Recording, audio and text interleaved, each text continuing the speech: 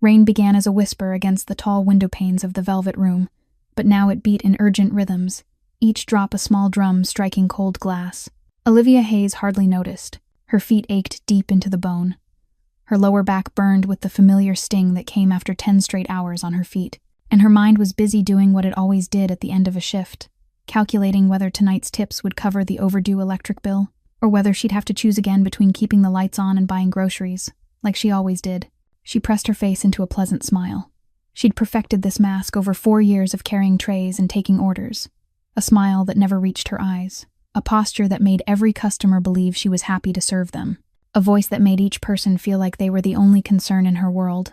It was exhausting, this constant performance, but it paid the bills. Most of the time, the Velvet Room sat in the heart of Manhattan's financial district, where power lunches stretched into power dinners, and the wine list cost more than Olivia's monthly rent. She didn't belong here, not really. The other servers had degrees from prestigious schools, spoke 3 languages, and treated this job like a stepping stone to something bigger. Olivia treated it like survival. As she passed a mirror, she caught her own reflection. 27, yet she looked older than her years. Exhaustion sat plainly in the dark circles beneath her green eyes, and her auburn brown hair, tied back neatly, had lost some of its shine. She used to be beautiful, or at least people had said so. Now she only looked tired. This was her life now. Small, closed in, safe, but it hadn't always been. 4 years earlier, she'd had dreams. Art school, a studio in Brooklyn, paintings full of color and light. But dreams needed money, and money demanded choices she didn't want to think about. Her father's medical bills had swallowed everything. Treatments that didn't work. Second opinions that offered no hope. The funeral left her with nothing but debt, and a heavy grief lodged in her chest, making it hard to breathe on the bad days. Olivia, new table, section 4, back corner. Megan, the hostess, said as Olivia passed. They just came in. They look important. Olivia glanced toward section 4. A group of men were settling into the corner table, the most private table in the restaurant, the one that usually had to be booked weeks in advance for VIP guests. There were 5 of them, and even from across the room, Olivia could feel something different about them. They moved with controlled precision. Their eyes kept sweeping the space. Their body language said they were on alert, not at ease. The man in the middle drew her attention first. Late 30s. Black hair styled to look carelessly deliberate. A charcoal gray suit that fit so perfectly it had to be custom tailored. But it wasn't the expensive clothing that made Olivia's instincts tighten. It was the way he carried himself. There was authority in his posture. A silent command that made the other men defer to him without a word. She approached with her practiced smile, her notepad ready. "Good evening, gentlemen. Welcome to the Velvet Room. May I start you with something to drink?" The man in the middle looked up, and Olivia found herself facing eyes so dark they were almost tar. Intelligent eyes, calculating. They took in everything about her in a single glance. Not the kind of look men gave when their attention turned unwanted, but the assessment someone might give a chess piece they were deciding how to use. "Bring us a bottle of Brunello from the year 2015, he said. His voice was smooth, controlled, with the faintest trace of a New York edge. "And water for the table." When Olivia turned away, she felt their eyes on her back, especially the intense gaze of the man in the middle. Over the years, she'd learned to recognize types. The ones who saw her as prey, the ones who didn't see her at all, the ones who offered basic respect. This group was different. They watched everything, noticed everything, and there was a tension between them that said this wasn't a social dinner. That was when she noticed the man sitting across from the one who'd ordered the wine. Younger, anxious, his fingers constantly worrying the napkin. He kept glancing toward the windows, toward the entrance, anywhere but the men at his table. Sweat dotted his forehead even though the restaurant temperature was perfectly comfortable. Something was wrong. Olivia was pouring water when her eyes slid, without meaning to, toward the glass. And in that instant, her heart stopped. A red dot. Small, round, bright. It moved slowly across the chest of the dark-eyed man. A sniper's laser. Everything happened in less than a second. Olivia's body moved before her brain could give the order. She lunged forward, crashed into the man, and drove him down to the floor at the exact moment glass exploded with a tearing sound, and the bullet tore through the air where his head had just been. Chaos erupted. Olivia lay sprawled over the stranger, her heart hammering wildly, her breath coming fast and sharp. Those black eyes stared up at her. For the first time that night, they weren't calculating. They were stunned. And in the brief moment before her world was pulled into a whirlpool she couldn't return from, Olivia Hayes realized one thing. She had just saved the life of a man she didn't even know. And that split-second decision would change everything. If you want to know what happens next, please press like to support the channel. Share this video with anyone who loves stories filled with emotion. And don't forget to subscribe and turn on notifications so you won't miss the next part. Screams burst across the restaurant like a wave that couldn't be stopped. Customers surged toward the entrance, chairs and tables tipping and crashing, crystal glasses shattering across the marble floor. Olivia was still sprawled on top of the stranger, her body locked in shock, unable to move even an inch. She heard metal clink against metal, heavy footsteps, and then a rough, hoarse voice directly above her. "Boss, are you all right?" It was the silver-haired man with the scar along his jaw. He'd drawn a gun from somewhere, his tall frame planted like a fortress, cold, sharp eyes sweeping the restaurant's violent chaos. Olivia realized he was shielding the man beneath her, protecting him with his life if he had to. "I'm fine, Victor." The dark-eyed man's voice sounded right by Olivia's ear, low and terrifyingly calm, as if a sniper aiming at his head had been nothing more than a minor inconvenience. She felt his chest rising and falling steadily beneath her. No tremor of panic, no trace of fear.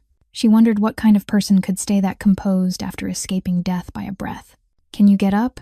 Olivia jolted as she realized she was still on top of him. Heat rushed to her face with embarrassment as she rolled off in a hurry, forcing herself upright on shaking legs.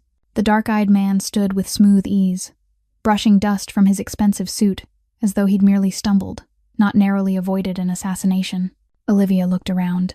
The restaurant was almost empty now. Only overturned tables remained, food scattered, and shards of glass glittering on the floor. The huge window behind them held a perfect round hole where the bullet had punched through. Olivia shivered, thinking how easily that hole could have been in the forehead of the man standing in front of her. "Victor, check the building across the street. The sniper's probably pulled back, but confirm it anyway." The dark-eyed man issued the order, his voice never raised, yet carrying a kind of authority that demanded immediate obedience, and have the car brought to the rear entrance. "Yes, boss." Victor nodded, his eyes still scanning the room without pause. "And her?" The dark-eyed man turned to Olivia. She felt pinned in place by that gaze, a look that assessed, weighed, and decided her fate. "She's coming with us." Olivia blinked, not sure she'd heard correctly. "I'm sorry, what?" "You're coming with us." He repeated it, his tone unchanged. "Right now, I'm not going anywhere." Olivia shook her head, stepping back. "I need to stay here. The police will come. I need to give a statement. I have a job. Your job here is over." He cut her off, still calm, but with a finality that couldn't be argued with. "The restaurant will be closed for the investigation. And you just saved my life in front of a professional sniper." Olivia felt the blood in her body turn cold. "What do you mean?" "I mean, the person who wants me dead saw your face." He moved closer, black eyes holding hers. "He saw you save me. In my world, that makes you a target. You're not safe anymore. Not in this restaurant. Not in your apartment. Not anywhere he can find you." Olivia wanted to say he was insane, that this was his problem and not hers, that she was only a poor waitress with nothing to do with the violent world he lived in.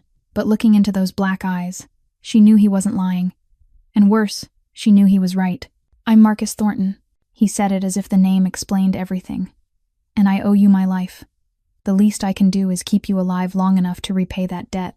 Before Olivia could argue again, Victor returned and gave Marcus a firm nod. "The car is ready, boss. The rear exit is clear." Marcus placed a hand on Olivia's back, gentle but unyielding, guiding her toward the kitchen door.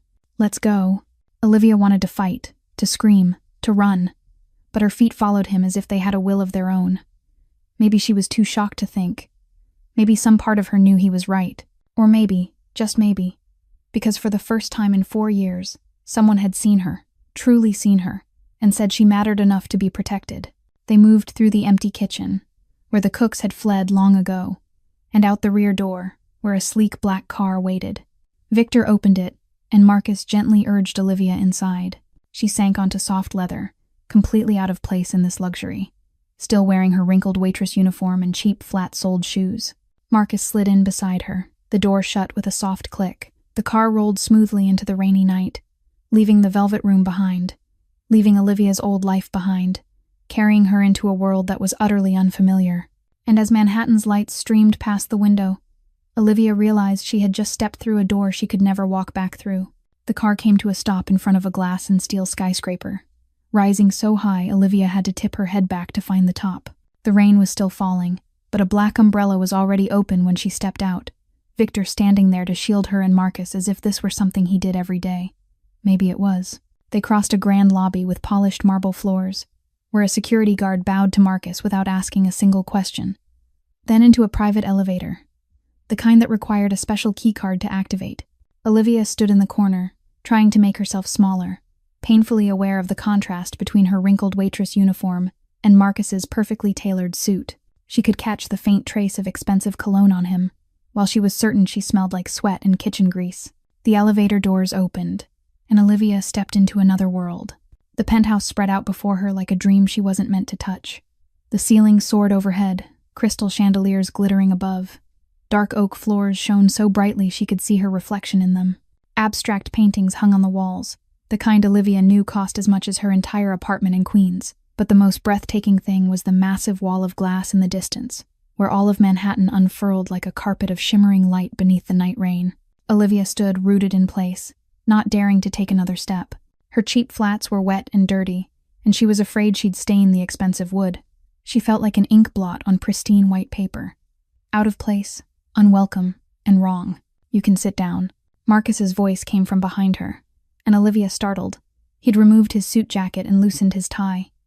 He was pouring an amber drink from a crystal decanter at a small bar near the window. He looked more at ease, but that frightening sense of control hadn't left him. "I don't want to dirty your furniture," Olivia said, her voice smaller than she meant it to be.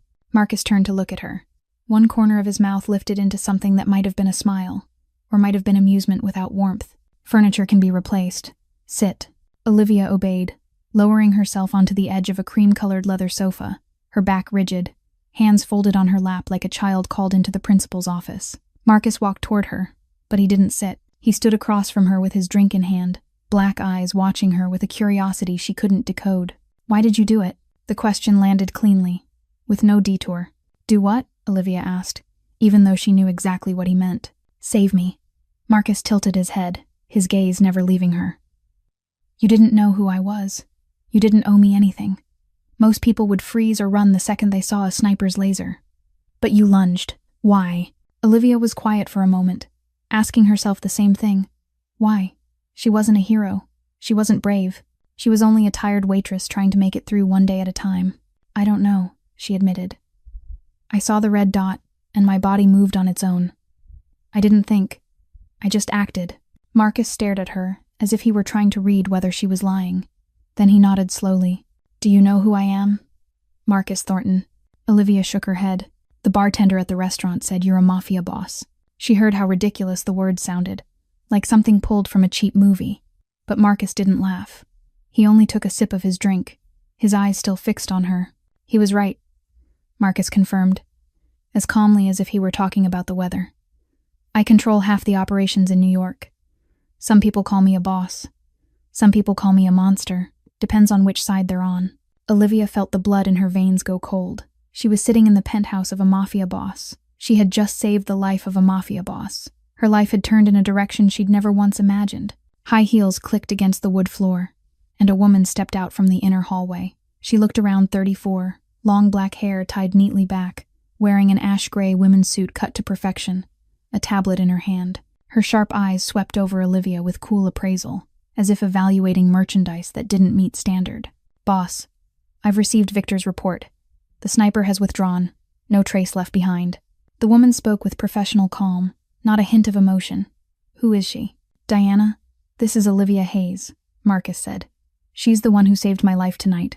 Diana Chen lifted one eyebrow, her skeptical gaze traveling over Olivia from head to toe. Clearly she wasn't impressed by what she saw.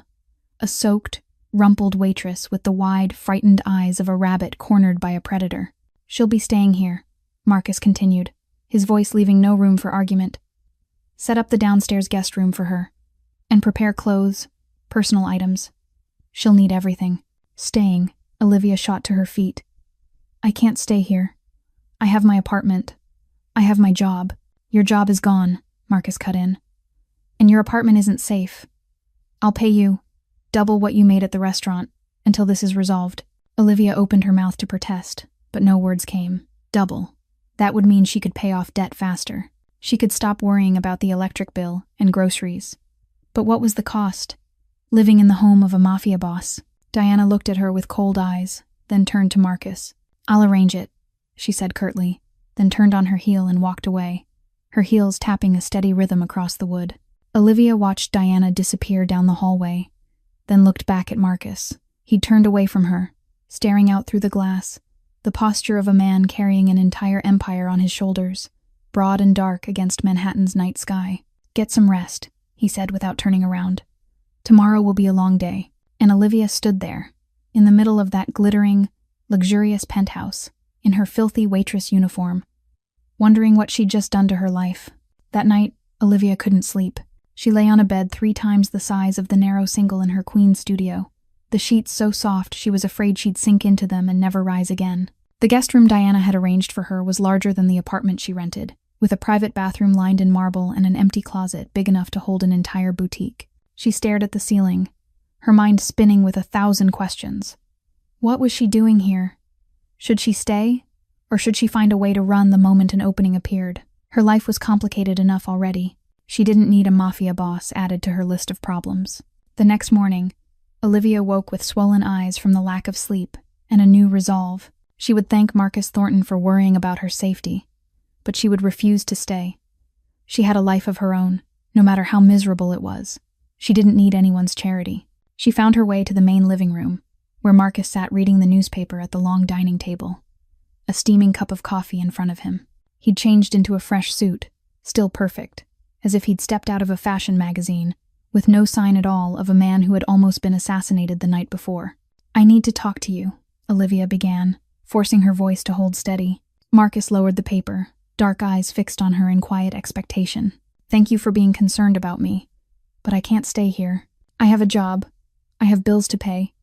I have my own life." "The Velvet Room has been closed indefinitely for the investigation," Marcus cut in, his tone calm. "You don't have a job to go back to." Olivia went still, as if someone had punched her in the stomach.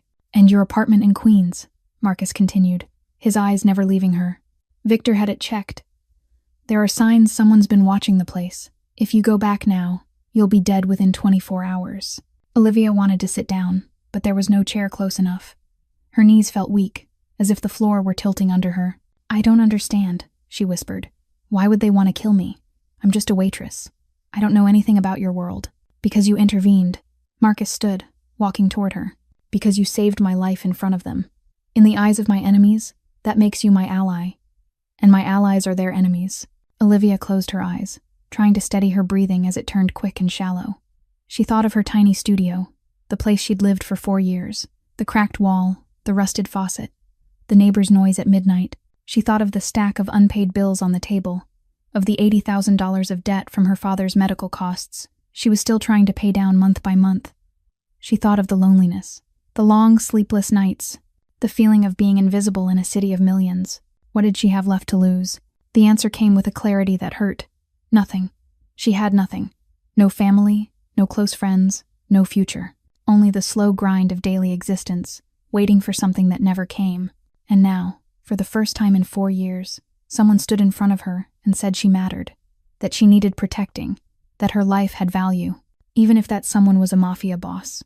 "All right," Olivia heard her own voice say, as if it came from far away. "I'll stay." Marcus nodded, showing no surprise, as if he'd known she would agree. "Diana will arrange everything you need," he said, then turned back to the dining table and resumed reading the newspaper, as if the conversation had been nothing more than a minor business transaction. As if summoned, Diana appeared from the hallway, tablet in hand, cold eyes sweeping Olivia from head to toe. "Follow me," she said sharply. She didn't wait for an answer before turning and walking away. Olivia hurried after her, trying to keep pace with Diana's long strides. They moved down a long corridor lined with expensive paintings, then descended a spiral staircase to the lower level of the penthouse. "This is your room." Diana stopped at a door and pushed it open. "Clothes will be delivered today. Personal items are already in the bathroom. Meals will be served at 7 in the morning, 12 at noon, and 7 in the evening. Don't wander around the penthouse. Don't ask unnecessary questions.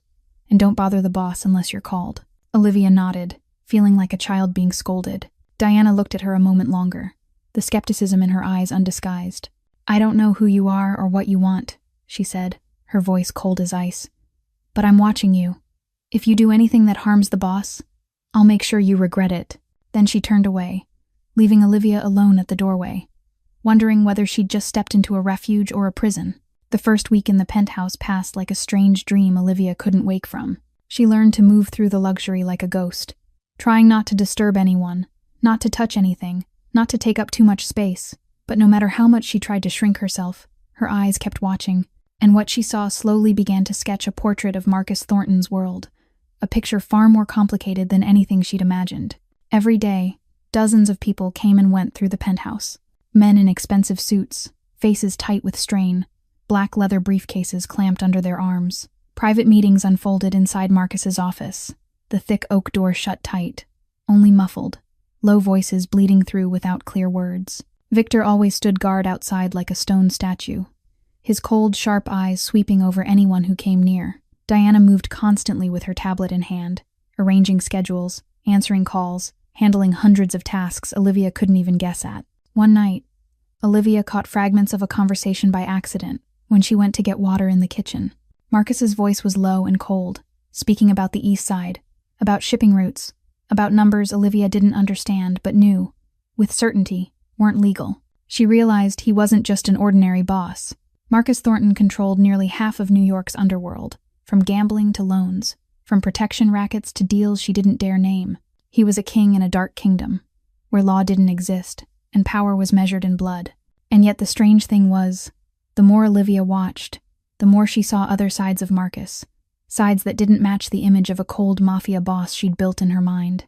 On the third night, she saw him sitting alone in the living room, reading a thick book. She stole a glance at the cover as she passed. Plato's Republic, a mafia boss reading ancient Greek philosophy. It made no sense in her head. On the fifth day, Diana took a phone call, and Olivia accidentally heard her mention transferring a donation to an orphanage in Brooklyn. The amount made Olivia nearly drop the glass in her hand. It was enough to keep the place running for an entire year, and it clearly wasn't the first time. On the sixth day, she witnessed a tense meeting end with Marcus throwing a man out of the penthouse. Before the elevator doors closed, she heard Marcus raise his voice, cold as ice. "I don't care how much he owes. You don't touch people's families, especially not children. That's the rule. Break it again, and you won't have the chance to break it a third time." A mafia boss with principles, a killer funding an orphanage, a criminal reading philosophy about justice and morality. Marcus Thornton was a living contradiction, and Olivia didn't know what to do with him in her mind. On the seventh night, she couldn't sleep and stepped out onto the balcony to breathe the night air. She didn't expect Marcus to be there too, leaning against the railing, looking down at the city as if he were thinking about something far away. "Can't sleep either?" he asked without turning. "I'm sorry, I didn't know someone was out here." Olivia started to turn back. "Stay. The balcony's big enough for two." Olivia hesitated, then stepped closer, stopping a few paces away. She looked down as well, at Manhattan, glittering with light. "What do you think of this place?" Marcus asked suddenly. "Beautiful," Olivia answered, "but cold. Like a painting people can only look at, not live inside." Marcus was silent for a moment, then let out a quiet laugh. It was the first time Olivia had heard him laugh, and it sounded warmer than she would have expected. "You're right," he admitted. "I grew up in Brooklyn, in an apartment smaller than this place's bathroom. My mother worked 3 jobs at once to raise me. My father left before I even knew what he looked like." Olivia turned to him, startled by the sudden honesty. "My mother died when I was 16, Marcus went on, his voice dropping lower. "She worked herself into the ground. A stroke right there in the factory. They called it a workplace accident and paid me a few $1,000s, like a life could be measured in money." "I'm sorry," Olivia whispered, not knowing what else to say. "Don't be sorry. You didn't do anything wrong." Marcus turned toward her, his black eyes deep in the dark. "After my mother died, I lived on the street. An old boss found me, took me in, taught me everything I know. He wasn't a good man, but he gave me a chance. A chance to become something instead of nothing." Olivia stayed quiet, absorbing what she'd just heard. She looked at Marcus with new eyes. Not only the cold mafia boss, but the orphaned boy on the streets of Brooklyn too. Hungry and alone. Not so different from her. "Maybe we're not that different," she said, her voice light as breath. Marcus watched her, his gaze holding something Olivia couldn't read. "Maybe not," he said. And in that moment, on the balcony of that lavish penthouse overlooking a city that never slept, two people from two different worlds saw each other for the first time. Truly saw each other. Not as a boss and a waitress, but as two lost souls trying to find their way home. After that night on the balcony, something between Olivia and Marcus began to shift, quietly, almost imperceptibly, not in any grand or obvious way, in small things. In the way Marcus began to nod to her each morning instead of looking past her. In the way he sometimes paused to ask if she needed anything. In the way those black eyes stopped studying her with cold evaluation and started holding something closer to curiosity. And then the late-night conversations became a habit neither of them named, but both of them came to expect. Every night, around 11 o'clock, when the penthouse settled into silence and the meetings were over, Olivia would step onto the balcony with a cup of hot tea, and Marcus would already be there. Or he would appear a few minutes later, as if he'd been waiting for the same thing. They talked about everything and nothing at all. About the city below, about the books Marcus was reading, about memories they both kept locked away. One night, Marcus asked her about her dream. What did you want to do before life happened? His voice was gentle in a way Olivia hadn't heard before. Olivia was quiet for a moment, staring down into the tea in her hands. No one had asked her that in a long time. She hadn't let herself think about it in a long time. I wanted to paint, she finally said, her voice so small it was almost a whisper. I used to study at an art school. I dreamed of having a little studio in Brooklyn, somewhere I could paint all day, making canvases full of color and light. I wanted to paint what I saw, what I felt, what I couldn't put into words. So why did you stop? Marcus asked, and Olivia told him. About her father, the man who'd raised her alone after her mother died in a car accident when Olivia was only 8. About how her father worked 2 shifts a day so she could chase an art dream. About the day her father was diagnosed with cancer, the very same day she received the acceptance letter from the art school she'd wanted more than anything. About the decision she made without hesitation, tearing the letter in half and taking a waitressing job to pay the hospital bills. About 2 years spent caring for her father in the hospital, watching him waste away day by day, holding his hand through long nights of pain. About the morning he took his last breath, leaving her with $80,000 in debt and a heart shattered beyond repair. Marcus listened. He didn't interrupt. He didn't offer advice. He didn't try to comfort her with empty phrases. He simply listened, black eyes fixed on her with complete attention, as if what she was saying was the most important thing in the world. And Olivia realized it was the first time in 4 years anyone had truly listened to her. Not because they had to. Not because it was polite, but because they genuinely wanted to know. After that night, a package appeared outside Olivia's door. Inside was a professional set of painting supplies, the kind she'd only dared to dream of as a student. Real sable brushes, high-end oil paints, linen canvases imported from Italy. There was no note, no explanation. But Olivia knew exactly where it had come from. She began to paint. At first it was only shaky, uncertain strokes, her hand having forgotten the feeling of a brush after 4 years of carrying trays and plates. But slowly the memory of technique returned, and she started painting what she saw each night from the balcony. Manhattan in darkness. A million lights like stars fallen to earth. A week later, Marcus walked into the living room and stopped, as if he'd been nailed to the floor. Olivia was sitting on the rug, clothes smeared with color, hair twisted up in a messy knot, lost in the last details of the painting. She was so focused she didn't notice him until his low voice broke the silence. Beautiful. Olivia startled and turned. Marcus stood behind her, black eyes locked on the canvas. It wasn't a casual compliment. It was truth, spoken with a kind of wonder he hadn't managed to hide. You still have it, Marcus said softly. It didn't disappear. It was just waiting for you to come back. And that was when Olivia began to cry. Not from sadness, but from being seen. Crying because after 4 years of telling herself the dream was dead, someone was looking at her painting and saying it was beautiful. Crying because for the first time since her father died, she was letting herself feel something other than exhaustion and despair. Marcus didn't speak. He only stood there in silence, giving her space to cry. And when Olivia finally looked up, eyes red, cheeks soaked, he handed her a white silk handkerchief, then quietly walked away. The next day, Diana came to Olivia's room, but this time her demeanor was different. No longer cold and suspicious, but cautious respect. I saw your painting, Diana said, her voice still professional but softer. The boss asked to have it framed and hung in his office. Olivia stared, speechless. I've worked for him for 8 years, Diana continued, looking Olivia straight in the eyes. I've never seen him hang anything in his office, except a photograph of his mother. She turned to leave, but paused at the door. "Maybe I misjudged you, Olivia Hayes." And with that, Diana walked away, leaving Olivia standing in the middle of the room, her heart racing for a reason she didn't dare name. 2 weeks had passed since Olivia's painting was hung in Marcus's office. 2 weeks in which she felt the shift in the way he looked at her, in the way he spoke to her, in the way he began to seek her presence during those late nights on the balcony. Something was growing between them. Something neither of them dared to name. A low, burning flame waiting to catch. And that night, the flame was finally lit. Olivia stood on the balcony as she always did, a cup of hot tea in her hands, watching Manhattan shimmer below like an ocean of light. It was close to midnight, and Marcus still hadn't returned from the meeting Victor had said was very important. She didn't know why she was worried. She shouldn't be worried. He was a Mafia boss. He could take care of himself.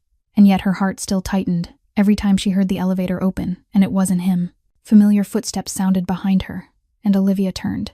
Marcus stepped onto the balcony, but tonight he looked different. His tie had been loosened, the top 2 buttons of his shirt undone.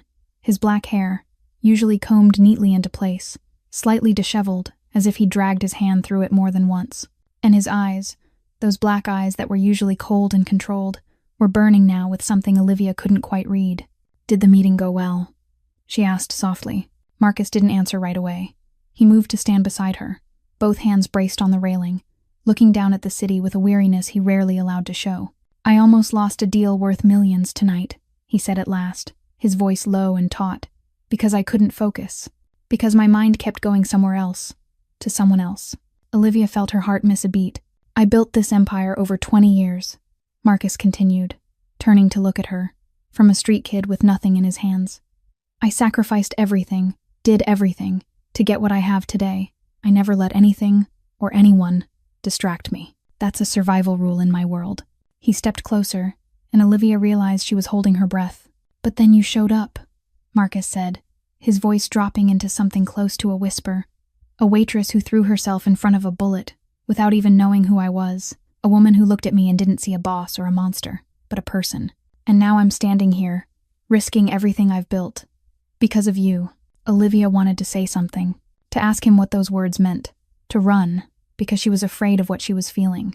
But she didn't have time. Marcus lifted his hand, warm fingers touching her cheek. So gentle it was, as if he feared she'd disappear if he pressed any harder. "I should let you go," he whispered, black eyes sinking into hers. "It would be the right thing, the safe thing for you. But I don't want to. And for the first time in my life, I don't know what to do." "Marcus," Olivia began, but her voice caught. "Tell me I should stop," he said, his face only inches from hers. "Tell me this is a mistake. Tell me you don't feel this." But Olivia couldn't say any of those things, because it would have been a lie, and she was too tired of lying, of hiding, of pretending she didn't feel what she was feeling. "I don't want you to stop," she whispered. That was all Marcus needed to hear. He kissed her, soft at first, his mouth brushing hers like a question, waiting for permission. And when Olivia answered, when she rose onto her toes and slipped her arms around his neck, the kiss deepened, turned hungry, urgent, as if they were both trying to make up for all the years of loneliness they'd endured. Olivia felt as if she were waking after a long sleep. For 4 years, she'd only existed, not lived. For 4 years, she'd frozen her heart, refusing to allow herself to feel anything beyond exhaustion and despair. But now, in Marcus Thornton's arms, on a balcony overlooking a glittering Manhattan, she felt blood moving in her veins, felt her heart beating in her chest, felt herself alive. For the first time in years, Olivia Hayes felt like she was truly living. When they finally pulled apart, Marcus rested his forehead against hers, both of them breathing hard in the cold night air. "This won't be easy," he said, his voice rough. "My world is dangerous. There will be people who don't want you with me. There will be times you regret this." "I know," Olivia said, one hand lifting to his cheek. "But I don't want safe. I want to live, and you make me feel alive." Marcus closed his eyes, and when he opened them again, something had changed in those black eyes. The coldness was gone, replaced by a softness Olivia had never seen.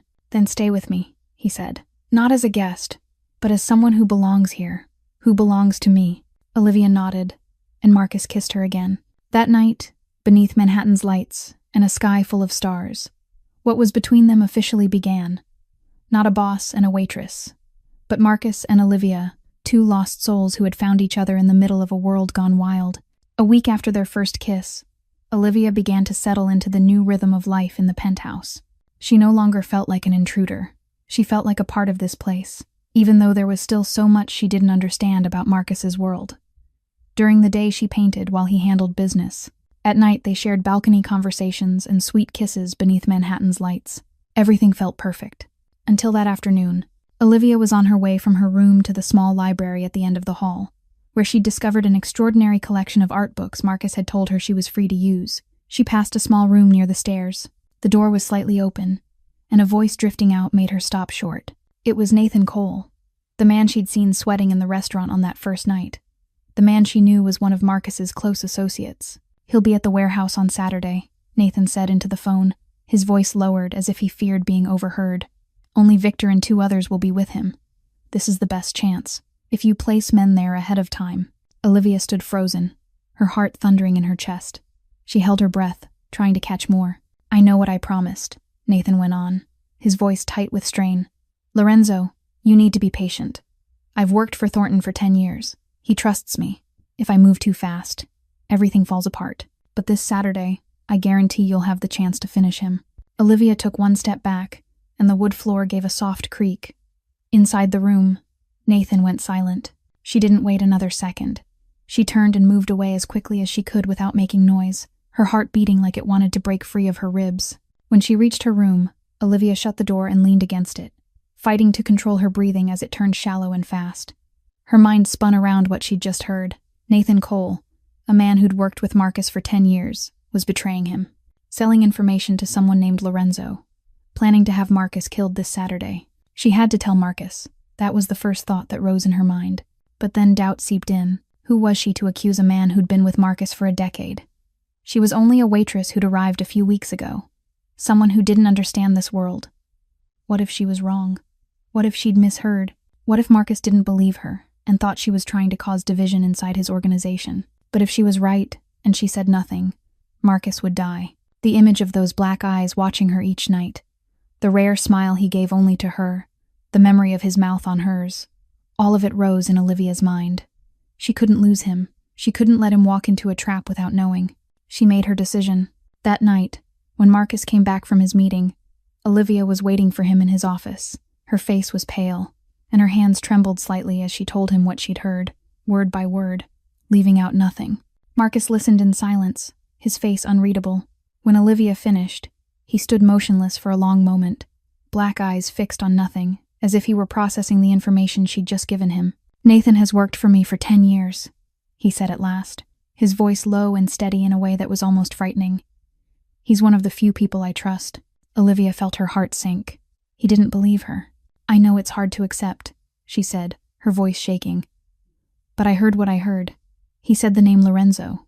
He talked about the warehouse on Saturday. He said this was the chance to finish you." Marcus closed his eyes and drew in a deep breath. When he opened them again, something had changed in his gaze, a cold, hard edge Olivia had never seen when he looked at her. "Lorenzo Castellano." He said the name as if tasting something bitter. "He's my biggest rival. We've fought over territory for years. If Nathan is truly working for him..."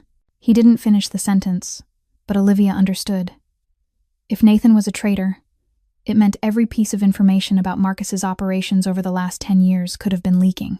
It meant the attempted assassination in the restaurant might have been arranged by someone on the inside. "I won't act on suspicion," Marcus said, his calm returning. "I need proof. Victor will watch Nathan, and I'll set a trap." He looked at Olivia, and his eyes softened just a little. "Thank you for telling me," he said, sincere. "I know that wasn't easy, but if you're right, you just saved my life for the second time." Olivia only nodded, not knowing what to say.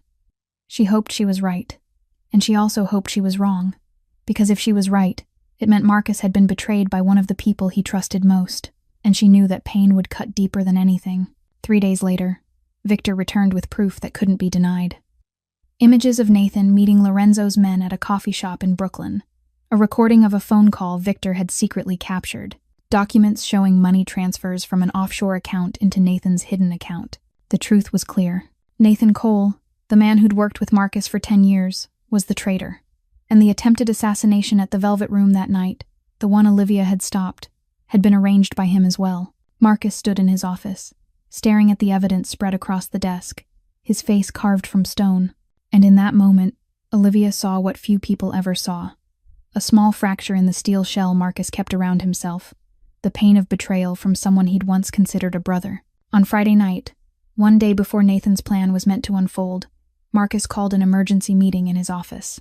Nathan walked in wearing a normal face, not realizing his fate had already been decided. Olivia stood in the corner at Marcus's request. She didn't understand why he wanted her there, but she could feel the heavy air pressing down on the room like a storm cloud about to break. Victor stood, planted in front of the door, cold, sharp eyes never leaving Nathan for even a second. Diana stood beside the desk, tablet in hand, filled with proof of betrayal. And Marcus sat behind the desk, black eyes on Nathan with a calm that was almost frightening. "Boss, what's going on?" Nathan asked, still trying to sound casual. "A meeting like this, out of nowhere." Marcus didn't answer right away. He rose and walked slowly around the desk, then stopped directly in front of Nathan. 10 years, Marcus said, his voice low and even. "You worked with me for 10 years. I took you from a street kid and made you someone with a voice in this organization. I trusted you with information I didn't trust to anyone else. I treated you like family." Nathan swallowed. His face began to drain of color. "And you sold me to Lorenzo Castellano." The words dropped like a hammer. Nathan looked struck by lightning. He stumbled back a step, panic flashing in his eyes as he searched for an escape. But Victor shifted and blocked the exit completely. "Boss, I can explain," Nathan started, his voice trembling. "Explain." Marcus cut him off, ice in his tone. "Explain meeting Lorenzo's men once a week for the last 2 years.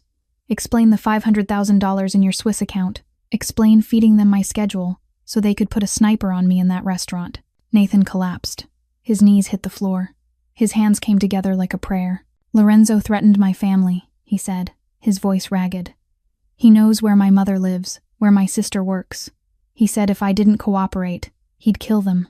I didn't have a choice. Please, boss, try to understand."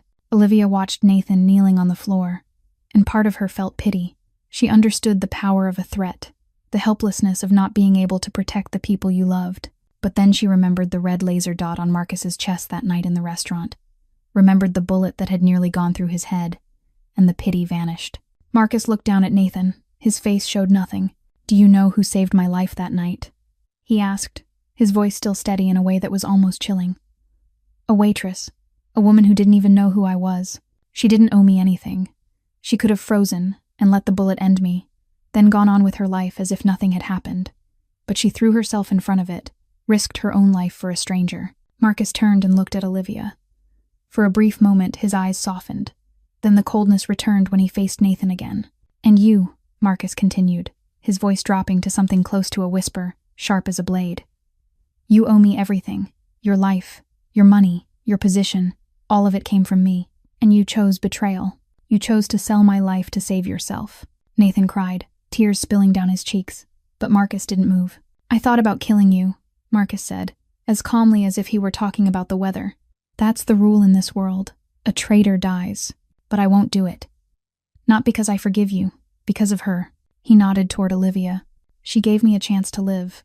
And because of her, I'm giving you a similar chance. You have 24 hours to leave New York. If I see your face anywhere on my territory after that, I'll forget I ever showed mercy." Victor stepped forward and hauled Nathan to his feet, not gently. "Your mother and sister will be protected," Marcus added as Nathan was dragged toward the door. "I'll make sure Lorenzo can't touch them. That's the last thing I'll do for you, for the 10 years we once had." Nathan was shoved out, and the door closed behind him. The room fell into silence. Diana left to handle what remained, and only Marcus and Olivia stayed behind. He stood with his back to her, his shoulders slightly slumped, as if the weight of betrayal had finally landed. Olivia stepped closer and placed her hand on his back. Marcus turned, and she saw the deep exhaustion in those black eyes. The exhaustion of a man who'd lost faith in someone he'd once called family. "Are you all right?" she asked softly. Marcus didn't answer with words. He pulled her into his arms, holding her tight, as if she were the only lifeline in the ocean. Olivia felt his heart pounding beneath his shirt, felt the warmth of him, and she held him back, letting him know she was here, that she wasn't going anywhere. "Thank you," Marcus whispered into her hair. "Thank you for trusting me enough to tell the truth. Thank you for saving me." Again. Olivia lifted her head, looking into those black eyes. "I'll always choose you," she said. "No matter how crazy this world is." Marcus kissed her forehead, gentle and full of reverence. A week after what happened with Nathan, life in the penthouse slowly drifted back toward normal, or at least normal by the standards of Marcus Thornton's world. Olivia began to feel more at ease. She painted every day, shared dinners with Marcus when he wasn't buried in meetings, and little by little she forgot that outside this luxurious penthouse, the real world still existed, with all its complications, until that afternoon, when she decided to go out for the first time in weeks. Marcus had agreed to let her shop for a few personal items, on the condition that someone escort her, but Olivia persuaded him she was only going to a store a few blocks away, and that she needed a little space of her own. In the end, Marcus gave in, even though his black eyes were full of worry as he watched her step into the elevator. Olivia breathed in New York's fresh air, the cold wind on her face making her feel more alive than she had in a long time. She'd forgotten this sensation, the feeling of blending into the stream of people on the street, of being part of the city instead of only watching it from above. She smiled to herself and walked toward the store, unaware that someone was watching her from across the street. She had just stepped out of the store with a small shopping bag in her hand when two men in dark suits moved in and blocked her path. Olivia took a step back, the instincts she'd sharpened living around Marcus flaring to life immediately. "Olivia Hayes." The older man spoke first. He looked about 45, salt and pepper hair, a stern face. "I'm Special Agent Thomas Wright, FBI. This is my colleague, Special Agent Sarah Mitchell." The woman beside him nodded. She looked about 38, brown hair pulled back, sharp eyes taking Olivia in from head to toe. "We need to talk to you," Agent Wright continued. About Marcus Thornton, Olivia felt the blood in her veins turn cold, but she forced her face to stay calm. "I don't know anyone named Marcus Thornton." Agent Mitchell smiled, but the smile didn't reach her eyes. "Ms. Hayes, we know you've been living in Thornton's penthouse for almost 2 months. We know you saved his life during the assassination attempt at the Velvet Room, and we know you're in a romantic relationship with him." Olivia swallowed, not knowing what to say. "Thornton is a dangerous criminal," Agent Wright went on, his voice grave. "He controls half the criminal activity in New York: smuggling, gambling, extortion, and possibly murder. Do you understand what kind of man you're living with?" "He's not what you think," Olivia said, her voice trembling slightly. "You're protecting a mafia boss," Agent Mitchell said, disappointment in her tone. "Do you understand that makes you an accomplice? You could be charged with obstruction of justice." Olivia felt her mind tilt. She'd never thought about the legal side of living with Marcus. She'd only thought of him as a man, not as a criminal being hunted by the FBI. "But we're not here to threaten you," Agent Wright said, his tone softening. "We're here to offer you a deal." He pulled an envelope from his jacket and held it out to Olivia. "We know about the $80,000 of debt you're carrying. Your father's medical costs, correct? We can erase it, all of it. We can also provide you with a new identity, a new life anywhere you want, a fresh start, clean, with no past chasing you." Olivia stared at the envelope as if it were a poisonous snake. "In exchange, you only need to testify against Thornton," Agent Mitchell said. "You've lived in his home for almost 2 months. You've certainly seen or heard something that could help us bring him to justice. If you cooperate, your life will change completely." Olivia stood still, her thoughts in knots. $80,000. The debt that had crushed her for 4 years, forced her into 10-hour shifts, kept her from her dream. They were offering to wipe it away and hand her a new life. All she had to do was betray Marcus. "I need to think," she finally said, her voice thin. Agent Wright nodded and handed her a business card. "Call us when you decide. But don't wait too long, Ms. Hayes. This offer won't last forever." The agents turned and walked away, leaving Olivia alone on the sidewalk with the envelope and business card trembling in her hands. She returned to the penthouse like a ghost, barely remembering how she got there. Her mind churned with 1,000 tangled thoughts.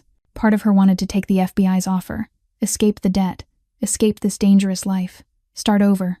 But another part, a larger part, kept thinking of Marcus, of those black eyes meeting hers each night, of the kiss on the balcony, of the way he'd held her after facing Nathan, as if she were the only thing keeping him from breaking apart. Could she betray him? Could she look into his eyes and lie? "The FBI approached you," Diana's voice came from behind Olivia, and Olivia spun around in shock. The woman stood in the doorway of the living room, sharp eyes on her, not judging, simply observing. "How do you know?" Olivia asked, her voice rough. "Because they approach everyone close to the boss," Diana said as she stepped into the room. "They've approached me. They've approached Victor. They've approached dozens of others over the years. That's how they operate. Diana stopped in front of Olivia, her gaze steady. The question is, what will you do? Olivia couldn't answer. She only stood there in the middle of that lavish penthouse, carrying $80,000 of debt and a heart being torn in two. Olivia didn't have time to answer Diana's question, because familiar footsteps sounded from the hallway. Marcus stepped into the living room, and with a single look into his eyes, Olivia knew he already knew. Those black eyes weren't warm the way they were on the balcony nights. They had returned to the cold distance she'd seen the very first time in the restaurant. Diana slipped away in silence, closing the door behind her, leaving the two of them alone in a space that suddenly felt too large, too tight, hard to breathe inside. "What did the FBI say to you?" Marcus asked, his voice calm in a way that was frightening. Olivia knew she couldn't lie to him. She didn't want to lie to him, so she told him everything, from beginning to end. About Agents Wright and Mitchell stopping her on the street, about the accusations that Marcus was a dangerous criminal, about the offer to erase $80,000 of debt and give her a new identity, about what they wanted in return. Her testimony against him. Marcus listened in silence, his face giving away nothing. When Olivia finished, he stayed still for a long moment, staring out at the glass where Manhattan was slipping into the late afternoon dark. "You should take it," Marcus said at last, his voice even and far away. Olivia thought she'd misheard. "What did you say?" Marcus turned back to her, and Olivia shivered at the invisible wall he'd raised between them. This wasn't the Marcus of late balcony conversations, of sweet kisses and whispered tenderness. This was Marcus Thornton, the boss, cold and untouchable. "I said you should take the FBI's offer," he repeated, his tone steady. "They'll erase your debt. They'll give you a new life. It's a chance you deserve." "I don't understand," Olivia said, her voice shaking. "You're telling me to betray you." "I'm telling you to wake up," Marcus replied, sharper now. "Life with me is dangerous. You've seen it. Nathan, the assassination attempt, enemies everywhere. Today it's the FBI. Tomorrow it could be someone who wants to use you to get to me. You don't have a future here. You only have danger and instability. You don't get to decide for me," Olivia said, her voice rising. "I chose to be here. I chose you." "You chose wrong," Marcus cut in, ice in his voice. "You're an artist, Olivia. You should be painting in a peaceful studio, not living in the home of a mafia boss and fearing a bullet every day. You deserve a normal life, a normal love, with a normal man, not me. Never me." Olivia felt as if someone were crushing her heart. Marcus's words landed like knives, cutting deep, cruel in their precision. "You don't believe what you're saying," she whispered, tears spilling despite her attempt to hold them back. "You're trying to push me away. Why? Why are you doing this?" Marcus closed his eyes for a second, and Olivia caught a glimpse of a crack in the steel shell. But when he opened them again, it was gone. "Because I can't protect you," he said, his voice dropping. "Because every day you stay with me is another day you put your life in danger. Because if anything happens to you because of me, I'll never forgive myself. That's my decision, not yours." Olivia stepped forward, wanting to touch him, but Marcus stepped back. "Don't," he said, his voice almost pleading, but he kept the distance. "Don't make this harder." "Are you sending me away?" Olivia asked, her voice breaking. "After everything we've been through, are you sending me away?" Marcus turned his face aside, unable to look into her tear-filled eyes. "I'm giving you freedom," he said, his voice low and exhausted. "Freedom from this world, freedom from danger, freedom from me." Olivia stood there with tears streaming down her cheeks, staring at the back of the man she loved. She wanted to scream, to pound her fists against his chest, to force him to turn around and look at her, but she couldn't. She could only stand there, shattered and powerless. "Get some rest," Marcus said, his voice returning to cold control. "Tomorrow Diana will take you to meet the FBI if you decide to accept." Then he walked away without looking back, leaving Olivia alone in the vast living room with a broken heart. That night, Olivia didn't go out to the balcony. She curled into herself on the bed, clutching a pillow, and cried. Cried for the love she'd only just found and was already losing. Cried for the pain of being pushed away by the one person she wanted most. Cried for the unfairness of a life that always took the things she cherished at the exact moment she began to believe she deserved happiness.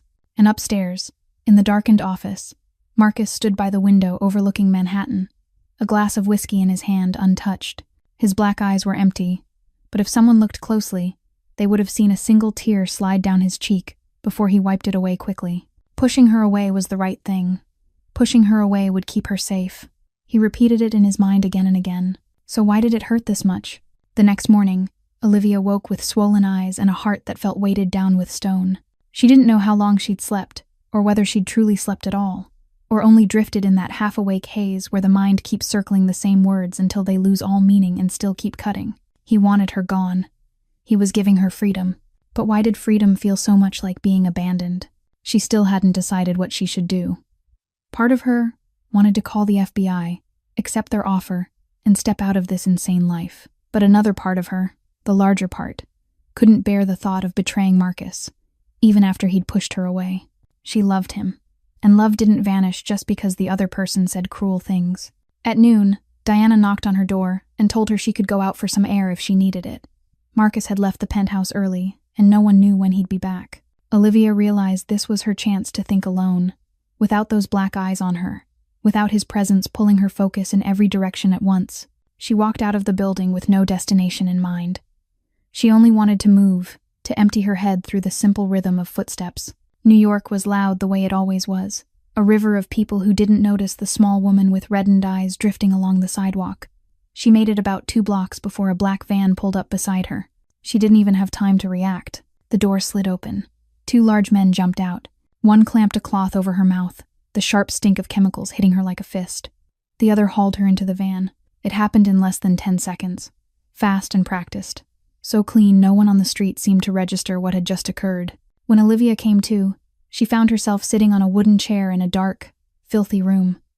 Her hands were tied tight behind her back with rough rope, her wrists burning where it rubbed. Her head felt like it was splitting, probably the after effect of whatever they'd used to knock her out. She looked around, trying to place where she was. It felt like an abandoned warehouse. Cracked brick walls, windows covered with nailed boards. The only light came from a weak ceiling bulb hanging above her, swaying slightly as if the building itself were breathing. Footsteps sounded, and a man stepped out of the darkness.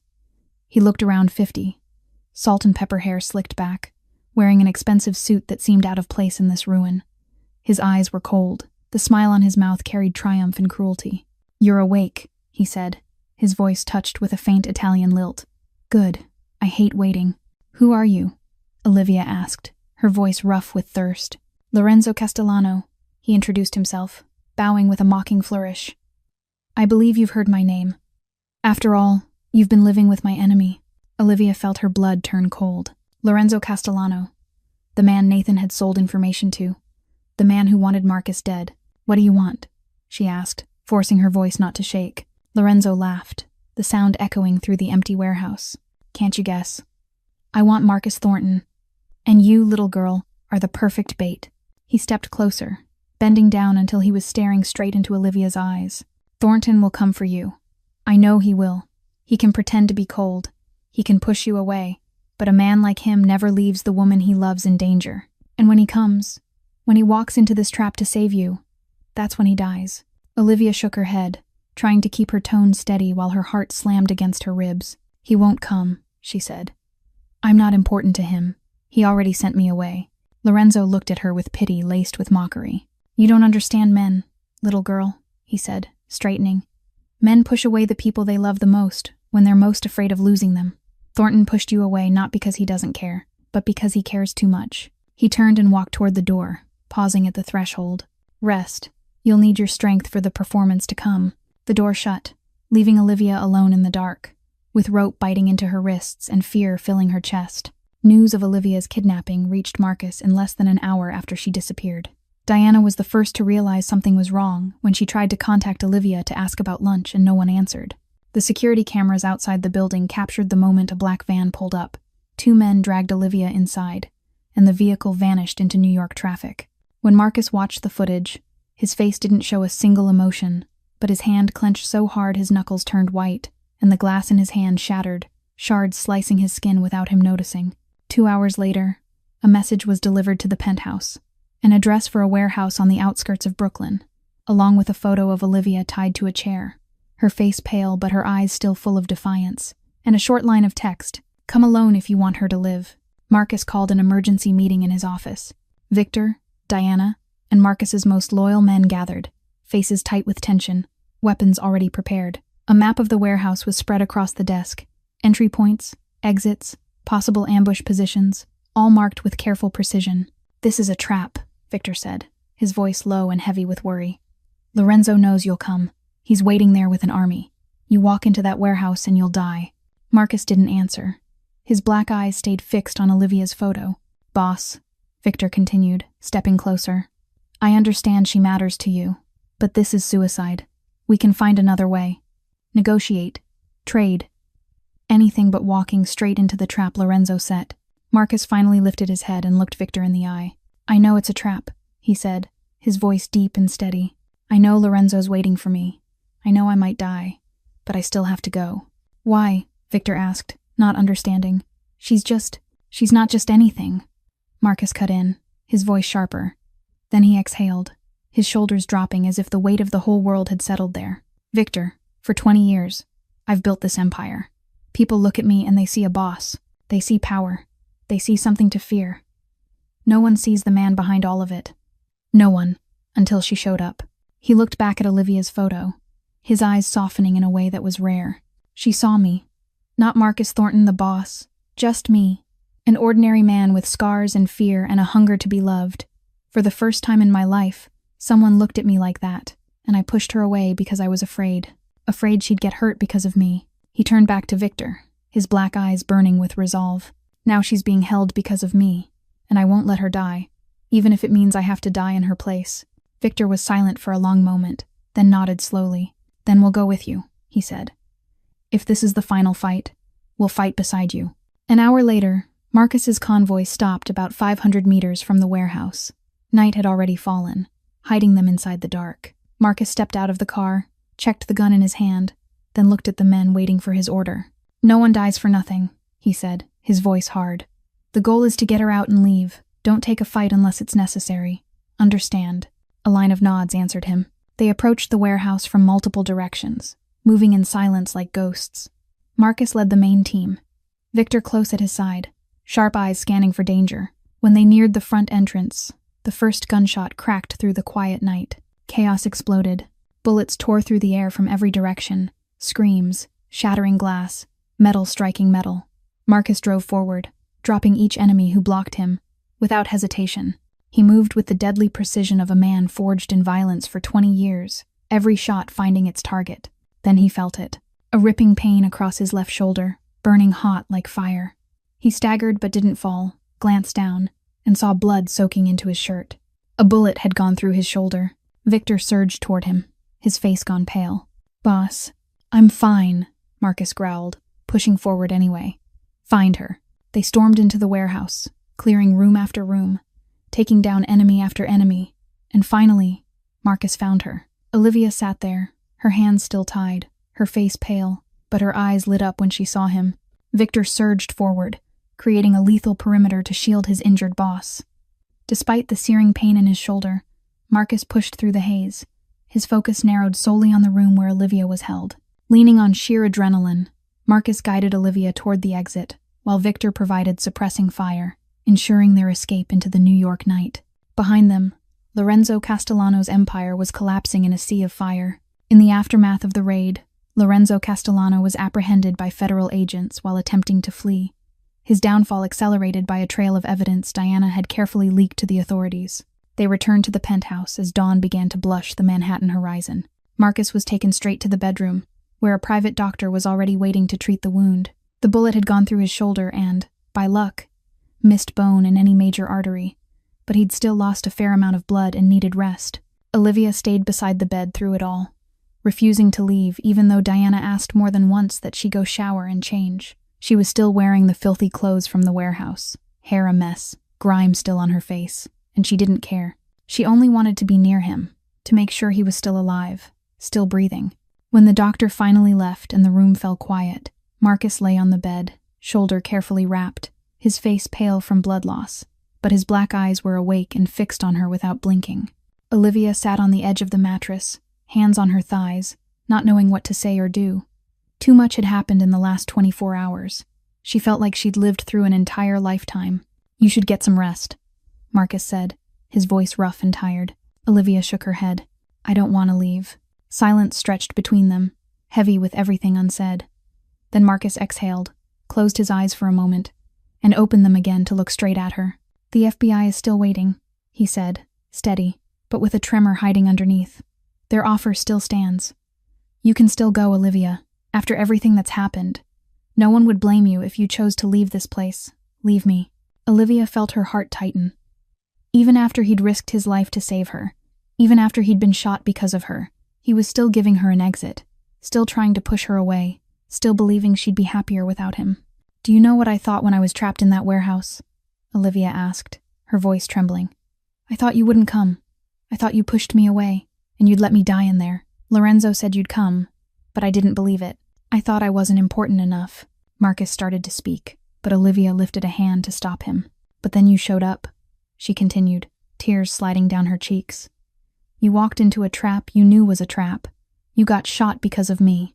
You risked your life to save me, and I realized Lorenzo was right. You pushed me away not because you didn't care, but because you cared too much." Marcus closed his eyes, his jaw tightening as if he were fighting the feeling that wanted to break free. "You told me I should take the FBI's deal, that I should leave, that I should go find a normal life," Olivia said, her voice higher now, raw with emotion. "But do you know what my life was before I met you? I didn't have a life. I was only existing. Every day was the same. 10-hour shifts, back to an empty studio, counting pennies to pay off debt, sleeping, waking, repeating it all. I didn't have a dream anymore. I didn't have hope. I didn't have anything except exhaustion and despair."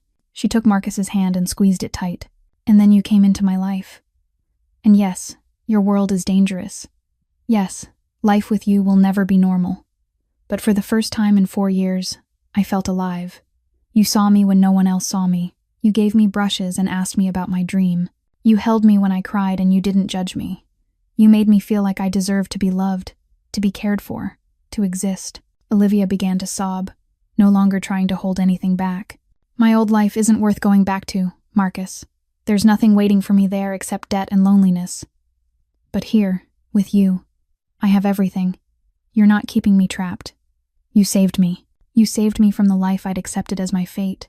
Marcus opened his eyes, and Olivia saw them shining, not with calculation or cold control, but with tears he was fighting not to spill. "Olivia," he whispered, his voice shaking in a way she'd never heard. "I don't want the FBI," Olivia said, her voice firm even as tears kept falling. "I don't want the debt erased. I don't want a new identity or a new life. I only want you, even if it means living with danger, even if it means never having a normal life. I don't care. I only want to be with you." Marcus sat up, ignoring the pain tearing through his shoulder, and pulled Olivia into his arms. He held her so tightly she could barely breathe, but she didn't fight it. She wrapped her arms around him, pressed her face into his chest, and felt his heart beating hard beneath the white bandage.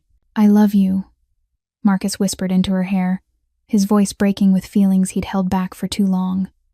"I don't know if I deserve your love. I don't know if I can give you the life you deserve, but I love you, and I don't want to lose you. I can't lose you." Olivia lifted her head and looked into those black eyes that held all the tenderness and love he'd hidden for so long. "I love you too," she said, raising a hand to his cheek. "I choose you, Marcus. I choose us. No matter how crazy this world is, no matter how uncertain the future is, I choose to face it all beside you." Marcus kissed her, gentle and reverent, as if she were the most precious thing he'd ever touched.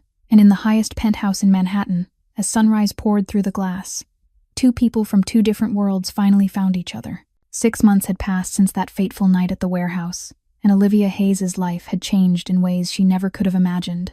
She stood in front of the mirror in the dressing room, studying her reflection and almost not recognizing the woman looking back, a perfectly tailored navy women's suit, auburn brown hair styled into soft waves that fell to her shoulders, green eyes lit with a confidence she'd never possessed before. This was no longer the exhausted waitress with dark circles and a strained smile. 6 months later, Olivia Hayes had become a cornerstone of Thornton Security Consulting. As a special consultant, she utilized her unique ability to read people, a skill perfected over years of service, to manage the firm's most delicate client relationships. This role allowed her to bridge the gap between Marcus's tactical world and the high-profile corporate light they were now stepping into. At first, she refused. She said she was only a waitress with no degree and no business experience. But Marcus looked at her with those black eyes full of faith and told her she had something more important than any diploma: instinct, sincerity, the ability to make others trust her. so she agreed. And over the last 6 months she learned without stopping how to run a meeting, how to negotiate a contract, how to read financial reports, how to build relationships with clients. The penthouse had become their home in every sense of the word. No longer a place Olivia stayed as a lost guest, but a sanctuary they built together. Marcus had converted a room on the lower level into a painting studio for her, with natural light pouring in through a large window, a professional easel, and shelves filled with colors and brushes. Every early morning, before work began, Olivia spent an hour in the studio, letting the brush dance across canvas, letting color tell stories words couldn't hold. And every evening, when she finished a new painting, Marcus would stand behind her, arms wrapped around her waist, silently taking in her work with a pride he didn't bother to hide. Marcus had changed too. He was still Marcus Thornton, powerful and feared, but little by little the illegal operations were being converted or cut away. Smuggling routes were replaced by legitimate protection contracts. Income from gambling and loan sharking was redirected into real estate and stocks. His underworld empire hadn't disappeared, but it was slowly stepping into the light, one careful step at a time, like a butterfly slipping free of its cocoon. The FBI still watched them. Agents Wright and Mitchell still appeared now and then, observing from a distance, waiting for a mistake. But there was less and less evidence, and the activities they could accuse Marcus of were becoming more legal by the day. Olivia knew they hadn't given up, but she wasn't afraid anymore. She'd made her choice, and she was ready to face the consequences. One afternoon, Olivia was reviewing contracts in the office when Diana walked in, her familiar tablet in hand.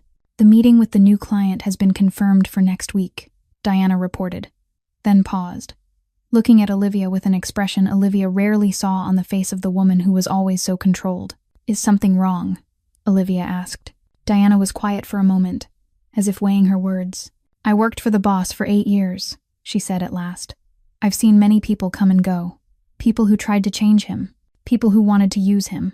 People who thought they could tame him. None of them succeeded." She looked at Olivia, and for the first time Olivia saw real respect in those sharp eyes. "But you're different. You didn't try to change him. You only loved him as he was, and somehow that made him want to change himself." Diana gave a small smile. "People say love can change a person. I never believed that until I saw you and the boss. You changed each other, and it's the most beautiful thing I've ever witnessed." Diana turned and walked away, leaving Olivia sitting there with warmth in her chest and a thin sheen of tears in her eyes. That night, Olivia returned to the penthouse and found Marcus standing in front of the Manhattan painting she'd made in those first weeks, the one still hung in the most honored place in the living room. She stepped beside him, rested her head against his shoulder, and together they looked at it in silence. "Did you ever imagine your life would look like this?" Marcus asked softly. "Never," Olivia answered with a smile. "But I don't want it any other way. Not even a little." Marcus kissed the top of her head, and they stood there, two pieces that had finally found each other, watching the city slip slowly into night. 2 years after that fateful night at the Velvet Room, Olivia Hayes stood on the stage of one of New York's largest corporate conferences, facing hundreds of business owners and investors who listened closely to every word. She no longer trembled when she spoke in front of a crowd the way she had in the early days. Her voice carried with steady confidence through the sound system, her hands moving with quiet purpose as she emphasized key points in her presentation on corporate security strategy in the digital age. Thornton Security Consulting had grown dramatically over the last 2 years, from a small firm with only a handful of employees into a respected name in the industry, with dozens of major clients and a team of top-level specialists. And Olivia, once a broke waitress, was now a chief executive officer. People took seriously, a speaker invited to prestigious conferences, a woman business magazines wanted to interview.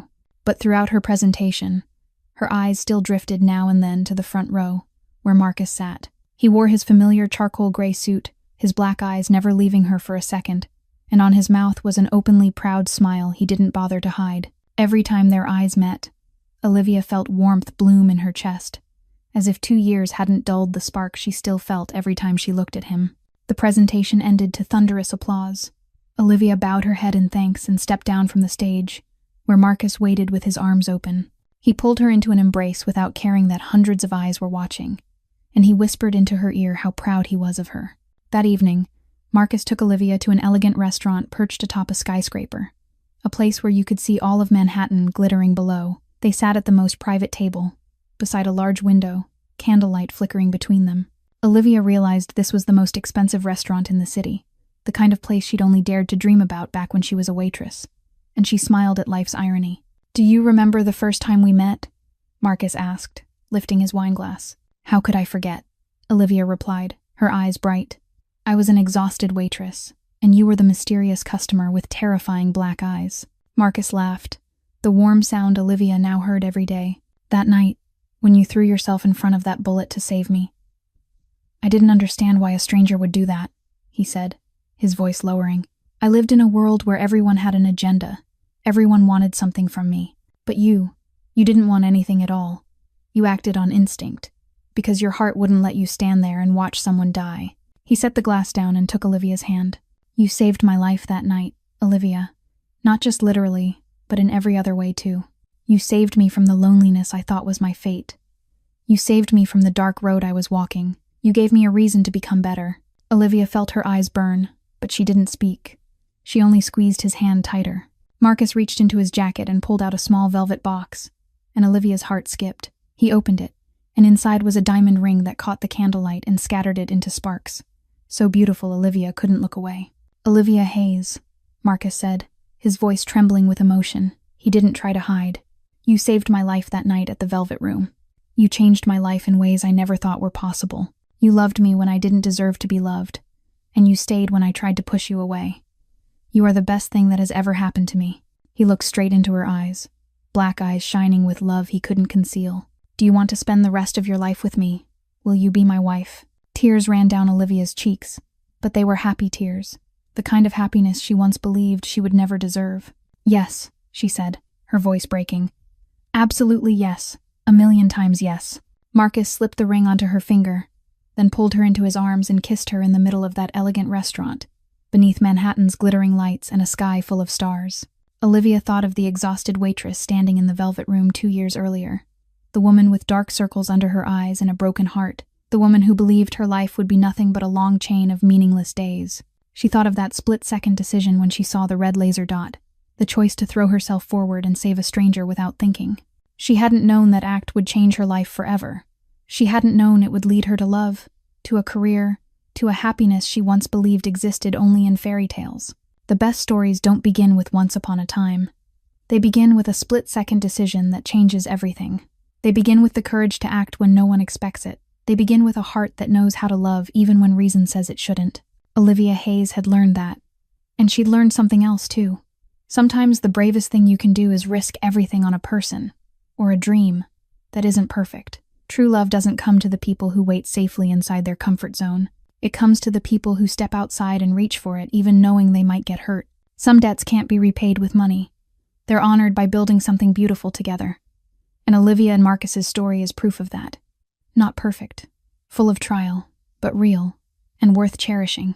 This story reminds us that life can change in a single moment, and sometimes the best things come from the most unexpected circumstances. It teaches us that the past doesn't define the future, that everyone deserves love and a second chance.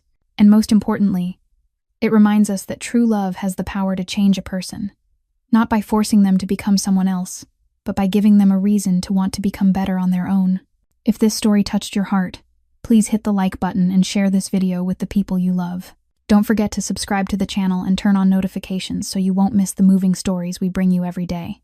How do you feel about Olivia and Marcus's story? In real life, do you believe a split-second decision can change an entire life? Have you ever met someone who made you feel like you were truly living instead of only existing? Share your feelings and your story in the comments below. We would love to hear what's deep in your heart. Thank you for taking the time to stay with this story all the way to the end. Wishing everyone watching this video strong health, a joyful life, and love in every day. May you always find happiness in small things, and may you have the courage to seize an opportunity when it comes. Goodbye, and see you in the next video.